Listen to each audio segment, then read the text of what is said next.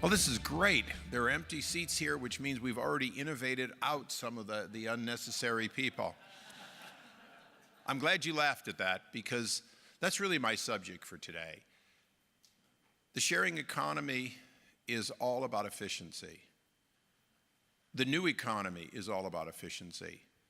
The revolution is all about creatively destroying jobs as we've known them and then creating the new economy which creates opportunity far beyond that which we've had before. It is not the next industrial revolution, but let me just take you through what was in the last one very briefly.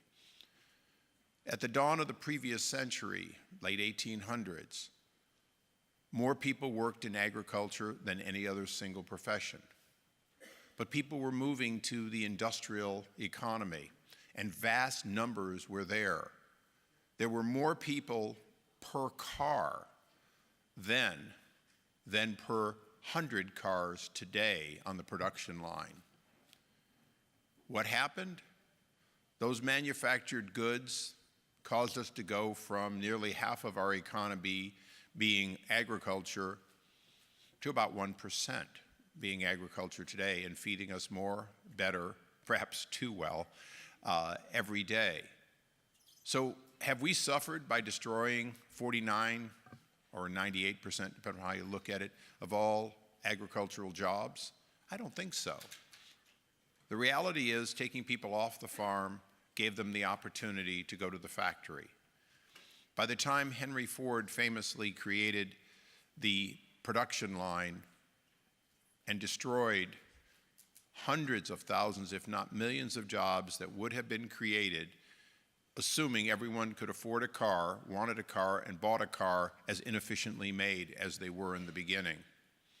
And oh, by the way, not just inefficiently made, but they created the great opportunity, since no fender fit another car, the opportunity for bodymen in the aftermarket to pound any fender into submission so that it would fit where the previous one had been, rather than a quick fit universal replacement part. So we destroyed jobs and we created a better life. Today we are in that next generation. And I'll just give you a quick figure.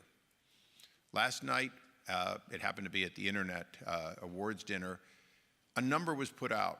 6% of the economy, 3 million people. So if you look at 6% of the economy and 3 million people making the Internet as we know it operate, and you extrapolate that into that level of efficiency, what do you have? You have 320 million Americans and only 50 million having jobs. That's not full employment.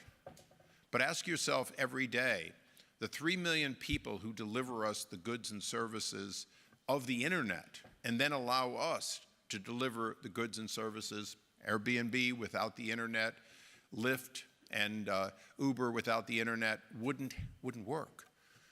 And so this small group of people who have destroyed the conventional theory of efficiency by taking us to about 1/3 the labor that we would expect for full employment has created all the new opportunities that we see every day.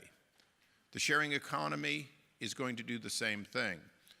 More people will be involved in commerce, but less total people will be involved in delivering the goods and services we know of today. What does that really mean? It really means we have idle people to do the new and innovative jobs. And that brings me to perhaps the most important thing that we can discuss today. Both government and the private sector are going to need to define what the skill sets are for those new and creative people. It's easy to say we need more STEM graduates. We do. And some of them will come from the schools that are currently not producing them and produce them. Certainly a great many of them need to come from immigrants who come here, seek those degrees, and today are sent home but could be retained. Both of those have to happen. But let me leave you with the parting thought. Is all innovation STEM? Is all innovation the hard work of those 3 million people that deliver us the 6% of the economy we recognize as the Internet? No.